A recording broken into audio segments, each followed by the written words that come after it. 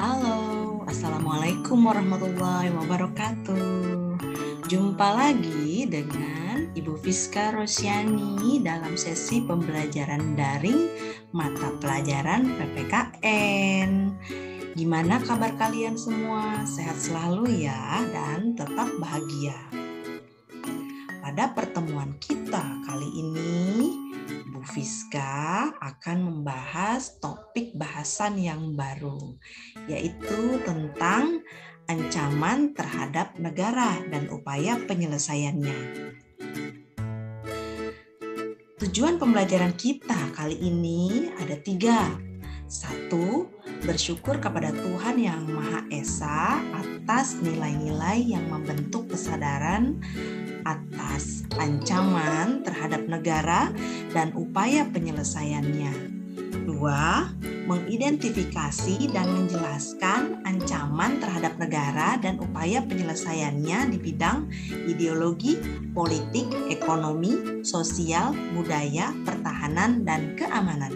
3. Menganalisis dan menyajikan hasil analisis tentang ancaman terhadap negara dan upaya penyelesaiannya di bidang Ipolesosbudhankam. Apakah itu? Itu merupakan singkatan dari ideologi, politik, ekonomi, sosial, budaya, pertahanan, dan keamanan.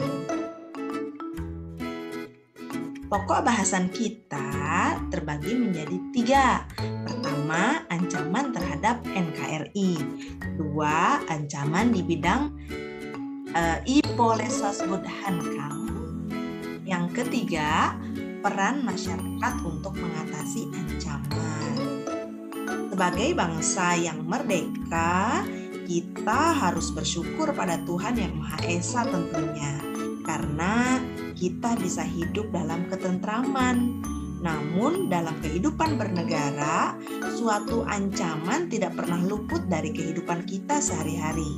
Sasaran dari suatu ancaman biasanya tertuju bangsa dan negara.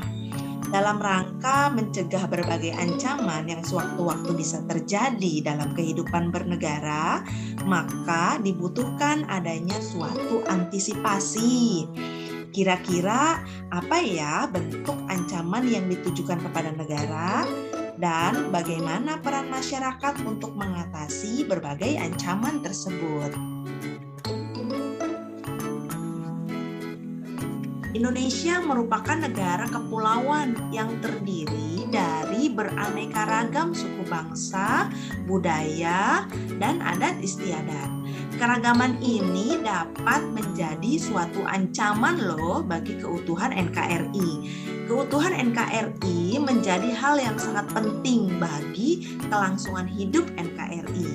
Ancaman terhadap NKRI dapat berasal dari luar negeri maupun dari dalam negeri.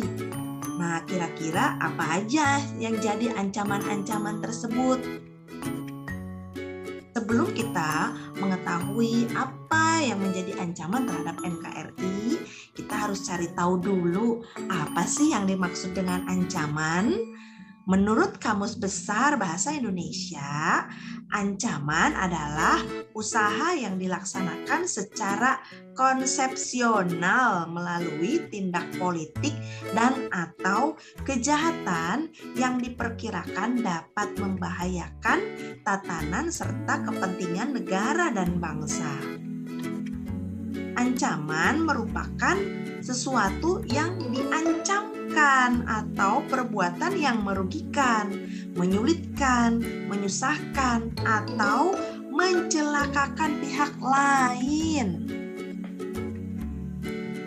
Menurut Peraturan Menteri Pertahanan Nomor Peraturan /03/M/2 Romawi /2008, ancaman adalah setiap usaha dan kegiatan baik dari luar maupun dari dalam negeri yang dinilai mengancam atau membahayakan kedaulatan negara, keutuhan wilayah negara, dan keselamatan negara.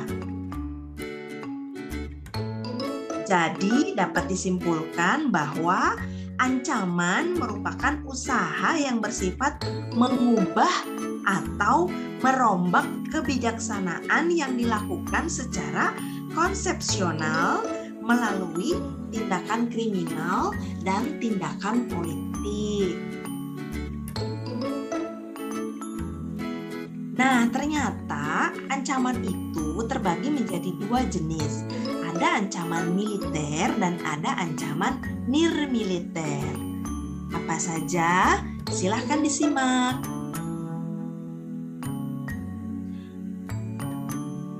Ancaman militer itu adalah ancaman yang menggunakan kekuatan bersenjata loh ya, dan terorganisir yang dinilai mempunyai kemampuan membahayakan kedaulatan negara, keutuhan wilayah negara, dan keselamatan segenap bangsa. Nah, ancaman militer dapat berupa agresi. Nah, apakah agresi? Agresi adalah ancaman militer yang menggunakan kekuatan bersenjata oleh negara lain terhadap suatu negara yang dapat membahayakan kedaulatan dan keutuhan wilayah negara dan keselamatan segenap bangsa tersebut. Bentuk-bentuk agresi dibagi jadi dua. Yang pertama, invasi, yaitu hal atau perbuatan memasuki wilayah negara lain dengan mengerahkan angkatan bersenjata dengan maksud menyerang atau menguasai negara tersebut. Kalau bombardemen, yaitu penggunaan senjata dalam bentuk lain, blokade pelabuhan, pantai, wilayah udara, atau seluruh wilayah negara, dan dapat pula berbentuk serangan bersenjata negara lain terhadap unsur satuan darat, laut, dan udara. Bombardemen juga bisa disebut pengeboman.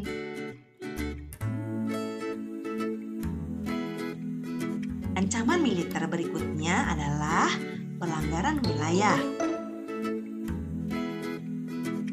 Pelanggaran wilayah adalah tindakan memasuki wilayah suatu negara yang dilakukan oleh negara lain tanpa seizin negara yang bersangkutan, baik melalui wilayah darat, laut, udara, maupun wilayah ekstrateritorial.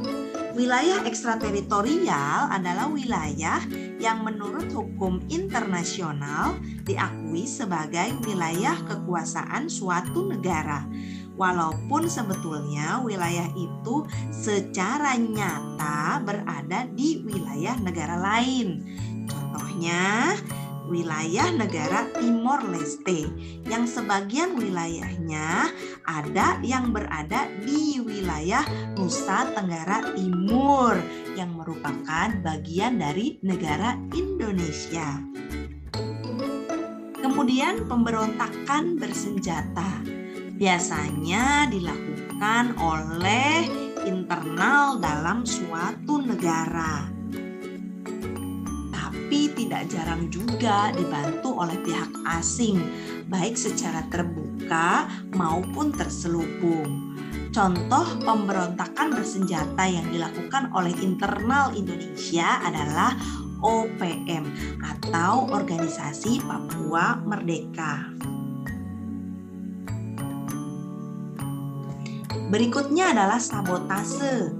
Menurut Kamus Besar Bahasa Indonesia, sabotase artinya perusakan milik pemerintah oleh pemberontak atau penghalangan produksi perusahaan atau tindakan merusak dan menentang kelancaran kerja oleh buruh yang tidak puas, atau pemusnahan fasilitas militer, perhubungan, atau pengangkutan wilayah musuh oleh agen rahasia lawan atau kelompok gerakan perlawanan.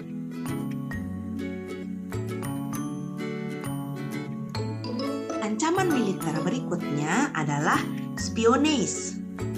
Menurut Kamus Besar Bahasa Indonesia, spionage adalah penyelidikan secara rahasia terhadap data kemiliteran dan data ekonomi negara lain, segala sesuatu yang berhubungan dengan seluk-beluk spion, pemata-mataan. Nah, pada abad modern seperti sekarang ini, kegiatan spionage dilakukan oleh agen-agen rahasia dalam mencari dan mendapatkan rahasia pertahanan negara dari negara lain. Berikutnya, teror bersenjata. Aksi teror bersenjata merupakan bentuk kegiatan terorisme yang mengancam keselamatan bangsa dengan menebarkan rasa ketakutan yang mendalam serta menimbulkan korban tanpa mengenal rasa perih kemanusiaan. Sasaran aksi teror bersenjata dapat menimpa siapa aja sehingga sulit diprediksi dan ditangani dengan cara-cara biasa. Perkembangan aksi teror bersenjata yang dilakukan oleh teroris pada dekade terakhir meningkat cukup pesat dengan mengikuti perkembangan politik, lingkungan strategis, dan iptek. Kemudian, gangguan keamanan di laut dan udara. Gangguan tersebut merupakan bentuk ancaman militer yang mengganggu stabilitas keamanan wilayah yurisdiksi nasional Indonesia.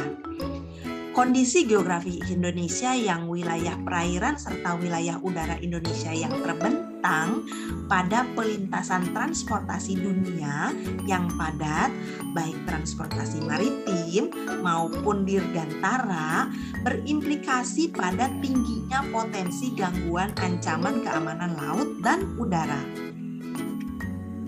Kemudian, konflik komunal. Kalau konflik komunal pada dasarnya merupakan gangguan keamanan dalam negeri yang terjadi antar kelompok masyarakat. Dalam skala besar, konflik komunal dapat membahayakan keselamatan bangsa sehingga tidak dapat ditangani dengan cara-cara biasa juga, tapi dengan mengedepankan pendekatan penegakan hukum belaka dan ditujukan untuk mencegah merebaknya konflik yang dapat mengakibatkan resiko yang lebih besar. Nah, itulah sekilas penjelasan mengenai ancaman-ancaman militer. Kalau ancaman nirmiliter pada hakikatnya adalah ancaman yang menggunakan faktor-faktor nirmiliter yang dinilai punya kemampuan yang membahayakan kedaulatan negara, keutuhan wilayah negara, dan keselamatan segenap bangsa. Ancaman nirmiliter ini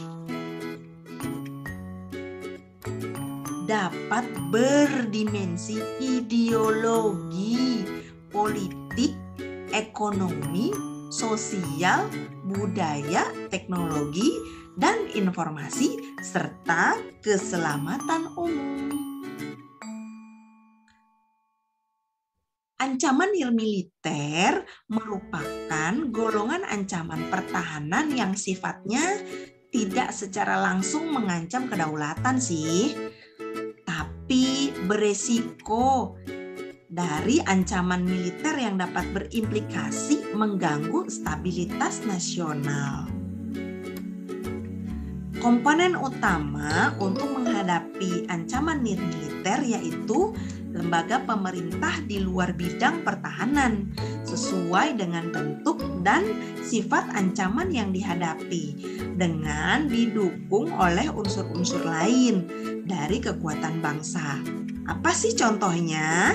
Contohnya adalah lembaga pemerintah yang menghadapi ancaman nirmiliter, yaitu polisi, KPK, DPR, Satpol PP, dan lain sebagainya. Ancaman nirmiliter contohnya yaitu perdagangan dan penyalahgunaan narkoba, narkotika, dan obat-obatan terlarang. Kemudian kegiatan imigrasi gelap atau ilegal. Setelah itu penangkapan ikan di laut secara ilegal.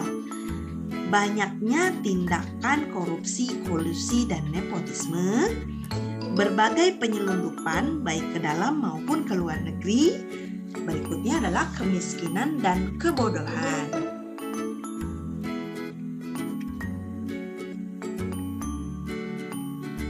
Ancaman di bidang ideologi, politik, ekonomi, sosial, budaya, pertahanan, dan keamanan merupakan ancaman di bidang militer maupun nirmiliter.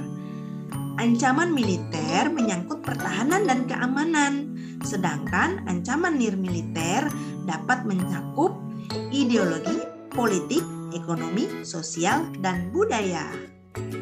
Namun, ancaman nirmiliter dan militer ini dapat berkaitan satu sama lain. Ancaman di bidang ideologi. Ancaman terhadap eksistensi negara dan mengancam kewibawaan pemerintah. Menurut Kamus Besar Bahasa Indonesia, ideologi adalah paham, teori, dan tujuan yang merupakan satu program sosial politik. Ancaman ideologi merupakan salah satu ancaman nirmiliter yang membahayakan kehidupan berbangsa dan bernegara. Contoh ancaman ideologi ini antara lain adalah ideologi komunis yang berasal dari negara-negara komunis. Walaupun ideologi komunis secara global tidak populer lagi, potensi ancaman berbasis ideologi masih tetap diperhitungkan. Bentuk-bentuk baru dari ancaman ideologi yang bersumber dari dalam maupun dari luar negeri, yakni metamorfosis dari penganut paham komunis yang telah melebur ke dalam elemen-elemen masyarakat, sewaktu-waktu dapat mengancam Indonesia loh.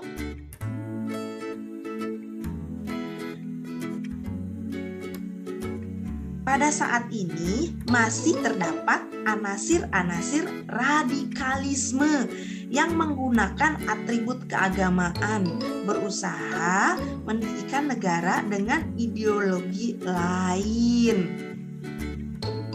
Nah, motif yang melatar belakangi gerakan-gerakan tersebut dapat berupa dalih agama, etnik, atau kepentingan rakyat. Itu dinamakan sebagai gerakan kelompok radikal. Bagi Indonesia, keberadaan kelompok tersebut merupakan ancaman terhadap eksistensi Negara Kesatuan Republik Indonesia dan mengancam kewibawaan pemerintah, sehingga ya harus ditumpas. Selain ideologi komunis, paham liberalisme juga menjadi ancaman dalam bidang ideologi. Kehidupan masyarakat Indonesia pada saat ini cenderung mengarah pada kehidupan liberal yang menekankan pada aspek kebebasan individual. Liberal tidak hanya mempengaruhi bangsa Indonesia, akan tetapi hampir semua negara di dunia.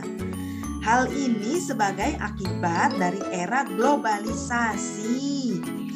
Globalisasi ini mampu meyakinkan kepada masyarakat Indonesia bahwa liberalisme dapat membawa manusia ke arah kemajuan dan kemakmuran, katanya. Tapi pada umumnya pengaruh yang diambil justru bernilai negatif, misalnya dalam kehidupan sehari-hari yang diliputi kemewahan, pergaulan bebas, yang cenderung mengarah pada dilakukannya perilaku seks bebas dan lain sebagainya. Hal tersebut tentu saja tidak diatasi menjadi ancaman bagi kepribadian bangsa Indonesia yang sesungguhnya.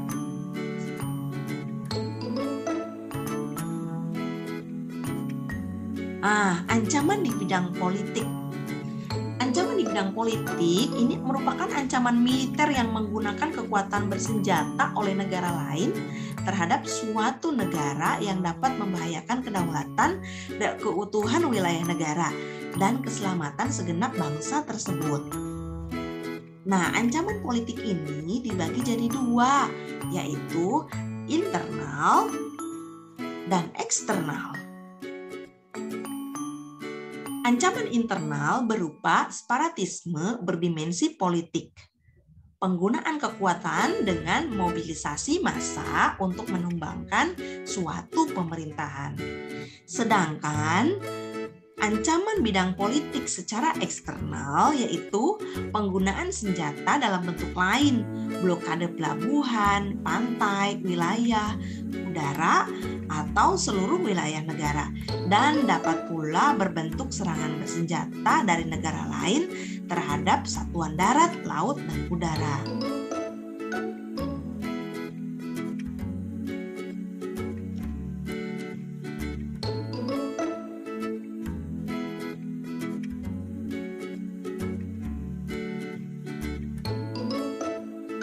Ancaman di bidang ekonomi.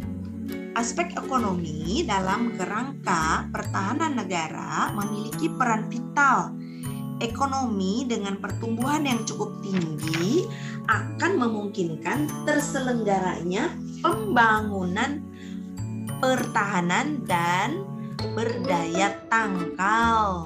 Bahkan kondisi perekonomian nasional yang cukup tinggi tersebut menjadi daya tangkal pertahanan yang cukup efektif. Pada dasarnya, ancaman berdimensi ekonomi dapat dikelompokkan menjadi dua. Ancaman ekonomi internal dalam konteks Indonesia. Ancaman dari internal dapat berupa inflasi dan pengangguran yang tinggi, infrastruktur yang tidak memadai, penetapan sistem ekonomi yang belum jelas, ketimpangan distribusi pendapatan, dan ekonomi biaya tinggi. Ancaman ekonomi eksternal.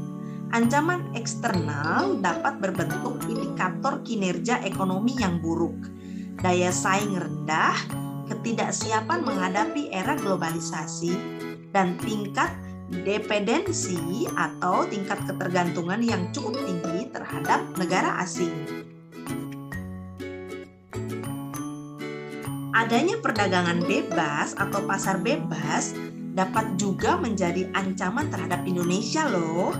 Melalui pasar bebas, produk-produk asing akan masuk secara bebas dan bersaing dengan produk dalam negeri. Bila produk dalam negeri tidak siap bersaing, maka produk-produk dari luar akan menguasai pasar dalam negeri, sehingga akan merugikan produsen dalam negeri. Ancaman di bidang sosial dan budaya terbagi menjadi dua juga. Ancaman internal, sosial budaya, didorong oleh isu kemiskinan, kebodohan, keterbelakangan, dan ketidakadilan.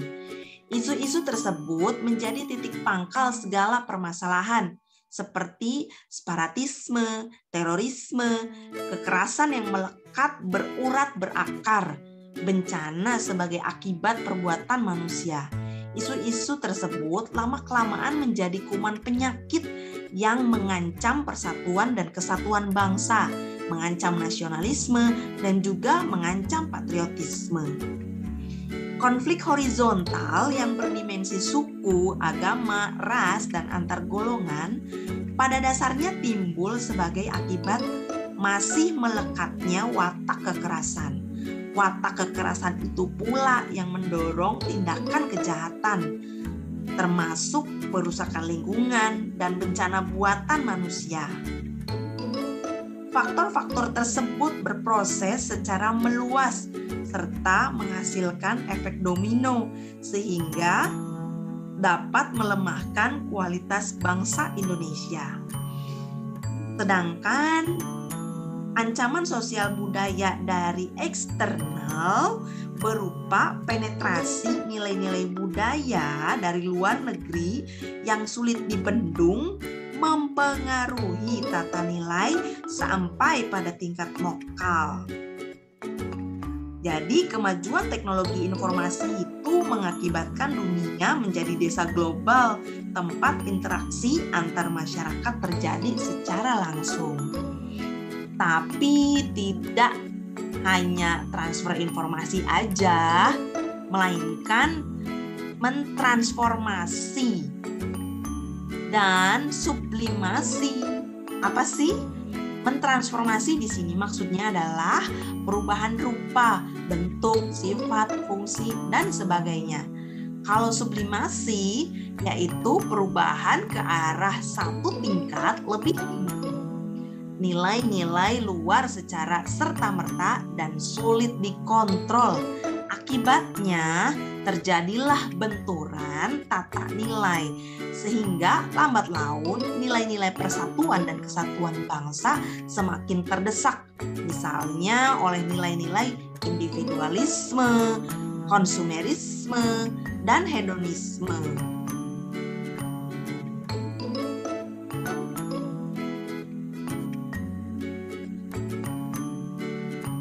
Ancaman di bidang pertahanan dan keamanan.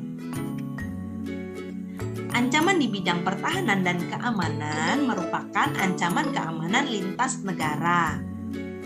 Global warming hingga terjadi bencana alam dan konflik antar negara yang berada di sekitar negara kita.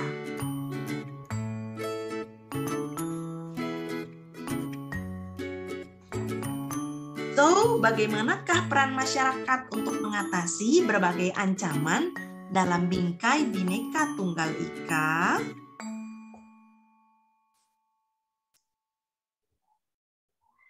Dasar hukumnya, kenapa kita harus berperan, harus ikut berpartisipasi dalam mengatasi berbagai macam ancaman? Berbagai macam ancaman terhadap keutuhan NKRI haruslah disikapi dengan tegas dan tidak boleh diabaikan loh gengs, serta memerlukan tindakan yang terstruktur untuk mengatasinya. Menjaga NKRI nggak cuma jadi tugas pemerintah aja dan aparat keamanan, tapi buat semua warga negara. Peran masyarakat untuk mengatasi berbagai ancaman dalam bingkai Bhinneka Tunggal Ika dapat dilakukan melalui usaha bela negara. Nah, dasar hukum bela negara tersebut dituangkan dalam pasal 27 ayat 3 Undang-Undang Dasar 1945 dan pasal 30 ayat 1 dan 2. Lalu pasal 9 ayat 2 Undang-Undang Nomor 3 Tahun 2002 tentang Pertahanan Negara.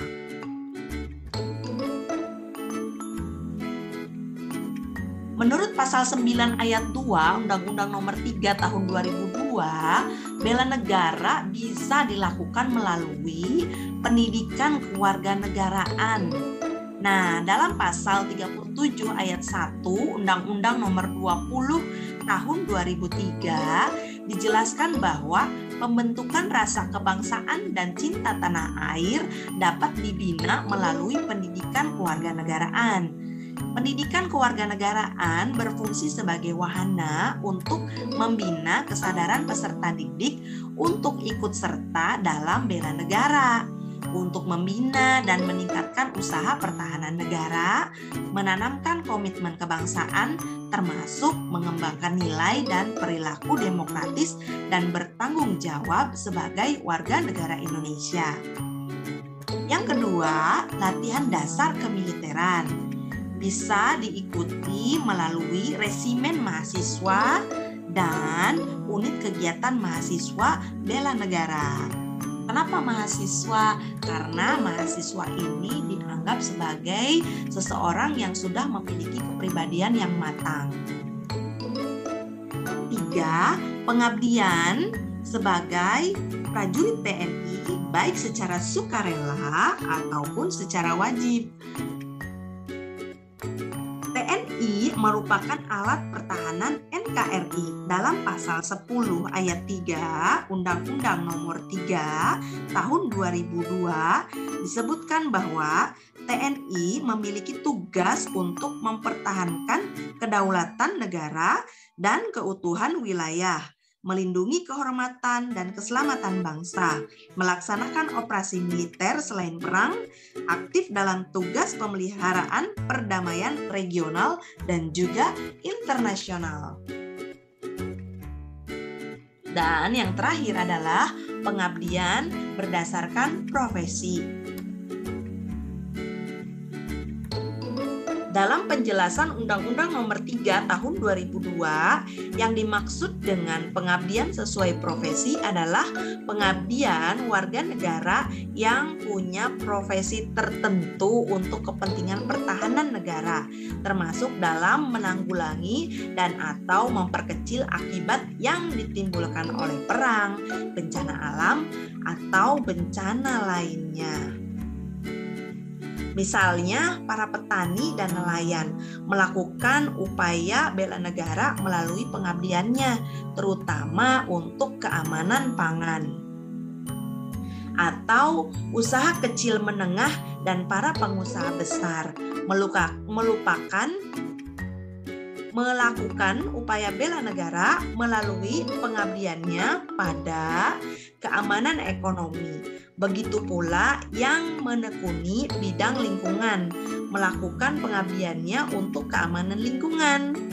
Ketika semua warga negara mengabdikan diri sesuai dengan profesi dalam usaha pembelaan negara, maka tentu saja akan meningkatkan ketahanan nasional kita. Sekian penjelasan dari Bu Fiska mengenai materi ancaman terhadap negara.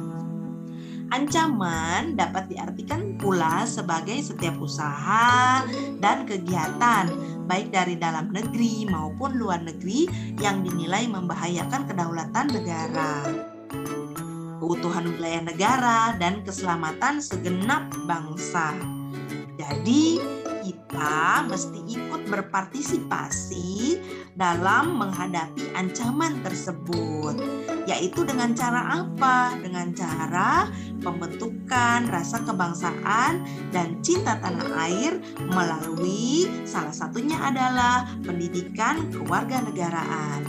Pendidikan ini berfungsi sebagai wahana untuk membina kesadaran peserta didik dalam ikut serta membela negara, membina dan meningkatkan usaha pertahanan negara, menanamkan komitmen kebangsaan, termasuk mengembangkan nilai dan perilaku demokratis dan bertanggung jawab sebagai warga negara Indonesia. Wabillahi taufiq wal hidayah. Wassalamualaikum warahmatullahi wabarakatuh. Mohon maaf lahir batin apabila ada kesalahan. Salam sehat, salam buat yang ada di samping kamu.